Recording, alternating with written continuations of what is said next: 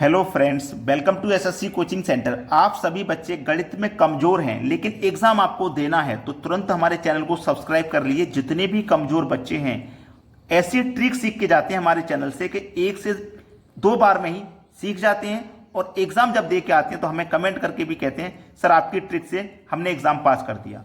यहाँ पे जो क्वेश्चन है संख्याओं 1, 3, 5, 7, 9, 25 तक हम जा रहे हैं और उनका हमें क्या करना है, गुणा करना है।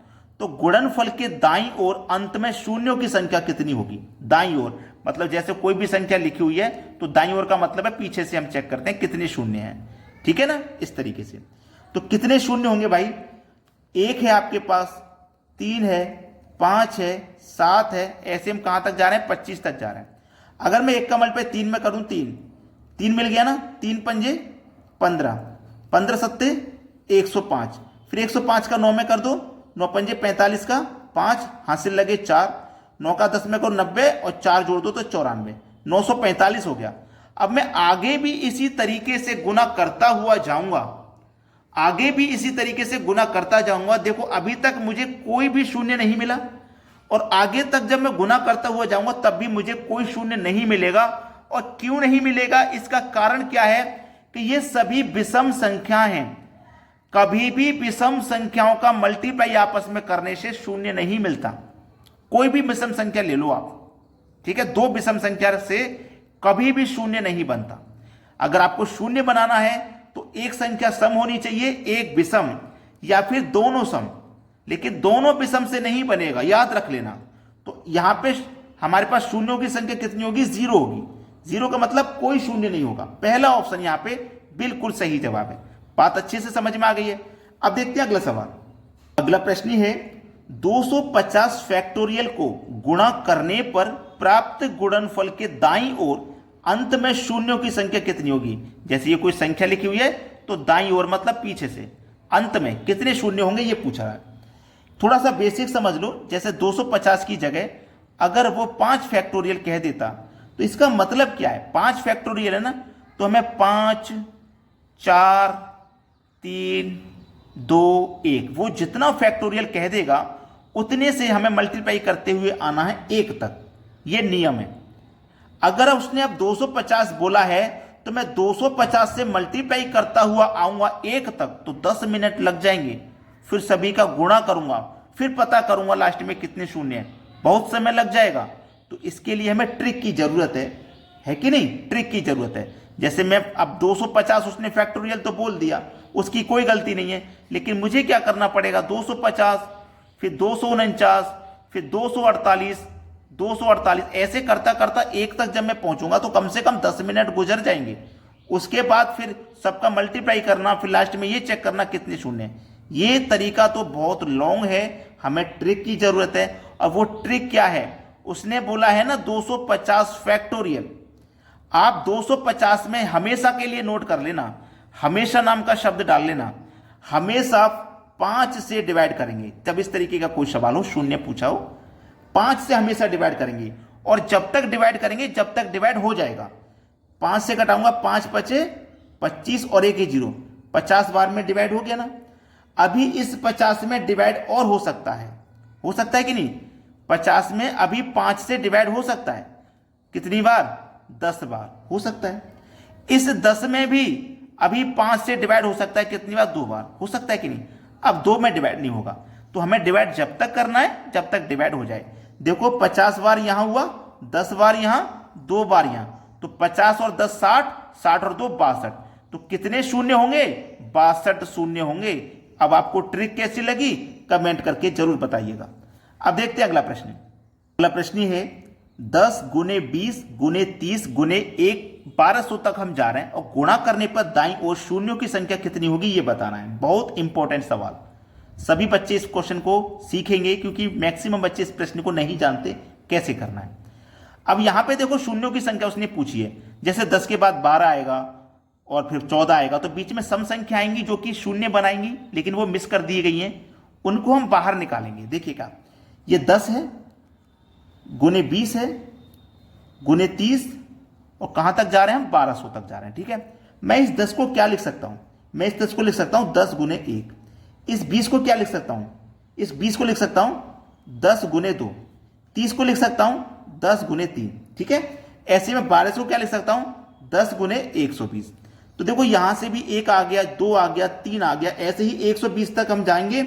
हम 1200 तक जाएंगे तो 120 संख्या है, तो जो अंदर संख्या छिपी हुई थी वो हमने बाहर निकाल ली, ठीक है। अब देखिए क्या होगा, 10 यहां भी है, 10 यहां भी है, 10 यहां भी है, 10 यहां भी है, 10 आ जाएगा कॉमन। कॉमन आ गया ना। कहां तक जा रहे हैं, कितनी संख्या, 120 तक जा रहा है, तो 10 की पावर 120। अंदर क्या बचा, 1। भाई सभी में से 10 कॉमन चला गया तो 1 बचा, यहां 2 बचा, यहां 3 बचा, ऐसे यहां कितना बचा 120, यही तो बचा है। अब देखिएगा ये क्या, हमारे पास 10 की पावर 120, तो 10 की पावर 120 का मतलब है 120 फैक्टोरियल। और 120 जब फैक्टोरियल है तो हम इसे कैसे सॉल्व करते हैं मैंने आपको बता दिया। 120 लिखिए, हमेशा 5 से डिवाइड करना है, और जब तक डिवाइड जाएगा तब तक डिवाइड करना है। कटा दो, 5 दूने का 10, 2 बचेगा 20, 5 चौको 20, 24 बार में गया ये, ठीक है, 24 बार में गया। अब 24 में फिर से डिवाइड हो सकता है, 5 से, 5 चौको 20, 4 बार में डिवाइड हो सकता है, हो सकता है कि नहीं। तो देखिएगा 24 ये और 4 ये दोनों को जब आप जोड़ोगे तो कितना हो जाएगा 28। 24 और 4 28 हो जाएगा, 24 और 4 28। 24 और 4 को जोड़ेंगे 28। अब आप बोलोगे सर 28 तो किसी भी ऑप्शन में नहीं है, मेरा आंसर कैसे है। भाई मेरा आंसर कैसे आ गया, मैं कैसे मानूंगा। हमारे पास देखो सभी में से हमने कॉमन लिया था, 120 लिया था ना कॉमन, ये 120 है। तो क्या करेंगे, इस 28 को इस 120 में जोड़ेंगे आप। मैंने बोला था पहले ही, सभी बच्चे इस प्रश्न को नहीं कर सकते हैं, तो हमारा जो आंसर आ जाएगा वो हो जाएगा 148। अब देखो 148 किस ऑप्शन में, पहले ही ऑप्शन में मिल जाएगा, ये सवाल का बिल्कुल सही जवाब। क्लियर हो गया ना सभी को प्रश्न, किसी को यहां कोई दिक्कत होनी नहीं चाहिए। अब देखते हैं अगला प्रश्न। अगला प्रश्न है 10 प्लस 100 प्लस 1000 प्लस 10,000 प्लस, यहां पे शून्यों की संख्या कितनी होगी। बहुत अच्छे तरीके से ये सवाल सीख लेना। अगर आपने इस तरीके से कहा 1 2 3 4 5 6 7 8 9 10 11 12 13 14 15 16 17 18 19 20 21, अगर आपने जल्दबाजी में ये कह दिया ना कि इसमें 21 शून्य हैं तो आप गलत हो। 20 कहोगे तब भी गलत हो, 10 कहोगे तब भी गलत, 5 कहोगे तब भी गलत हो। गलत क्यों हो, देख लीजिए। सभी में क्या हो रहा है प्लस, तो हमें सभी संख्याओं को इनको प्लस करना है। जब प्लस करते हैं तो जो सबसे बड़ी संख्या उसको ऊपर लिखते हैं, तो ये हमारे पास सबसे बड़ी संख्या है। तो 1 2 3 4 5 6 शून्य है, 1 2 3 4 5 6 शून्य है, फिर 1, यहाँ पे 5 शून्य है, 1 2 3 4 5 शून्य है, फिर 1, यहाँ पे 4 शून्य है, 1 2 3 4, फिर 1, यहाँ 3 शून्य है, 1 2 3, फिर 1, यहाँ 2 शून्य है, फिर 1, और यहाँ पे 1 शून्य है, फिर 1। अब सबको जोड़ो, जब जोड़ोगे सबको तो 0 आ जाएगा, और यहाँ सबको जोड़ोगे तो ये 1, यहाँ सबको जोड़ोगे तो ये 1, यहाँ सबको जोड़ोगे ये वाला 1, फिर ये वाला 1, फिर ये वाला 1, और फिर ये वाला 1। तो हमारे पास शून्य की संख्या कितनी है, कितनी शून्य है, मात्र 1 शून्य है, मात्र 1 शून्य है। ये है सही जवाब। तो तरीका अगर आप नहीं सीखते हो तो गलत कर देते हो। अब देखते हैं अगला प्रश्न। अगला प्रश्न है, किसी वस्तु को 4200 रुपये में बेचने पर 30% हानि हो तो इसे कितने में बेचा जाए कि 15% लाभ हो जाए। देखिए कोई भी चीज मेरी 100 रुपये की है, और यदि मैं उसे 30% की हानि पे बेचूंगा तो इसका मतलब 70 रुपये में बेचूंगा, क्योंकि 100 का 30% तो 30 हो जाएगा, मतलब 30 रुपये कम में बेचूंगा तो 70 में बेचूंगा। कितने में बेचा, 70 में। 100 की चीज को 70 में बेचा। फिर उसने बोला है इसे कितने में बेचा जाए कि 15% लाभ हो जाए। भाई 100 की चीज को 15% लाभ पे बेचना है, तो मैं कितने बेचूंगा, 115 में बेचूंगा। क्लियर है ना इतनी बात। अब देखिएगा, किसी वस्तु को 4200 रुपये में हम यहां बेच रहे हैं, 4200 रुपये में हम यहां बेच रहे हैं, ठीक है। अब हमें क्या हो जाए, 15% का लाभ। तो हमें क्या करना होगा, 100 की चीज को 115 में बेचेंगे तभी तो 15% का लाभ होगा। तो हम क्या करेंगे, 115 से यहां गुना कर देंगे, और जो हानि हो रही थी, जो 70% में बेच रहे थे 30% की हानि के बाद, उससे हम डिवाइड कर देंगे। बस सवाल यही खत्म है। 0 से तो ये 0 कट जाएगा, 7 6 42, 6 कमल पे 115 से होना है, 6 पंजे 30 का 0, कैरी का 6, 3, 6 कम 6, कैरी का 3। भाई 6 पंजे 30 का 0, कैरी का 3 बचा, 6 कम 6, 6 में जोड़ देंगे हम कैरी का 3, तो कैरी का 3 जोड़ देंगे तो यहां पे हो जाएगा हमारा 9, ठीक है। और 6 1 कम 6, ये हो गया 690। तो यहां पे हमारा आंसर एक ही वाला जीरो मिस हो रहा है, ये जीरो आ जाएगा। ठीक है, क्योंकि हमने 7 से कटा दिया तो 7 6 42, एक जीरो बचा, क्योंकि एक जीरो से एक जीरो ही तो बचा था, तो एक जीरो हमारा आ गया ये वाला। और जब मैं 6 का मल्टीप्लाई 5 से करूंगा तो 30 हो जाएगा, तो 30 का दूसरा जीरो ये आ जाएगा। तो ये मेरे सवाल का बिल्कुल सही जवाब है। अब देखते हैं अगला प्रश्न। अगला प्रश्न है 200 वस्तुओं का क्रय मूल्य 240 वस्तु के विक्रय मूल्य के बराबर हो तो लाभ या हानि प्रतिशत क्या है। 200 वस्तुओं का क्रय मूल्य मतलब कॉस्ट प्राइस, 240 वस्तु के विक्रय मूल्य मतलब सेलिंग प्राइस की क्या है, बराबर है तो बराबर कर दो। अब ये कॉस्ट प्राइस है, जब मैं सेलिंग प्राइस को बराबर के इधर लाऊंगा तो कॉस्ट प्राइस के बटे में सेलिंग प्राइस हो जाएगा। तो जब सेलिंग प्राइस इधर आ गया है तो इधर तो 240 बचा है, 200 को इधर लेके जाऊंगा तो 240 के बटे में 200 हो जाएगा। तो इसका मतलब है कॉस्ट प्राइस आपका 240 रुपए है और सेलिंग प्राइस 200।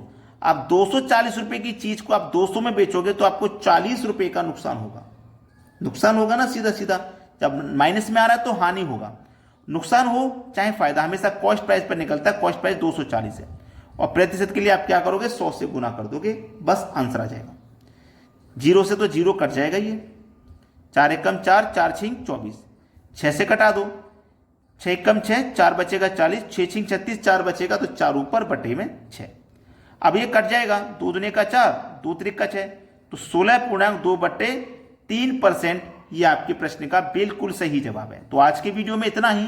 अभी तक अगर आपने लाइक नहीं किया वीडियो को तो लाइक और शेयर नहीं किया तो शेयर कर दें। ठीक है दोस्तों, धन्यवाद।